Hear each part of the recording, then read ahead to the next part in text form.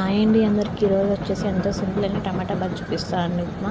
దీని ప్రాసెస్ వచ్చేసి ఒక బాండీ వెలిగించుకుని బాండీలో ఆయిల్ పోసుకుని అది హీట్ అయినాక పచ్చనిపప్పు ఆవాలు వేసుకోవాలి. అవి కూడా హీట్ అయినాక సన్నగా తరిగి పెట్టుకున్న ఉల్లిపాయలు పచ్చిమిరపకాయలు వేసుకోవాలి. లైట్గా వేగినాక టమాటా బాత్లోకి ఇంపార్టెంట్ టమాటా అండి. టమాటా వేసుకుని మగ్గినాక పసుపు వేసుకోవాలండి. పసుపు కూడా లైట్గా కొంచెం వేగినాక దాంట్లోకి తగినన్ని పల్లీలు వేసుకుని తిప్పుకోవాలండి. దాంట్లోకి తర్వాత అవన్నీ బాయిల్ అయిపోయినాక దాంట్లో నేనైతే అండి 1 కప్ ఫ్లవర్కి 1 లోటాడు వాటర్ పోసానండి. అవి లోటాడు వాటర్ పోసినాక తగినన్ని వాటర్ పోసినాక దాంట్లోకి గల్లుప్పు అయితే వేసుకున్నానండి. తగినంత గల్లుప్పు వేసుకుని ఆ వాటర్ బాయిల్ అయినాక ముందుగా పెట్టుకున్న ఉప్మా రవ్వను అయితే నేను దాంట్లోకి తిప్పుతా వేసుకోవాలండి. లేకపోతే ఉప్మా అనేది ఉండలు కట్టేసి బాగోదండి. మనం అడ్జస్ట్ చేసుకుంటూ తిప్పుకుంటూ ఉండాలి. అంతే అంటే టమాటా బాత్ రెడీ అయిపోద్దండి. దీంట్లోకి అయితే నేను పల్లీల చట్నీ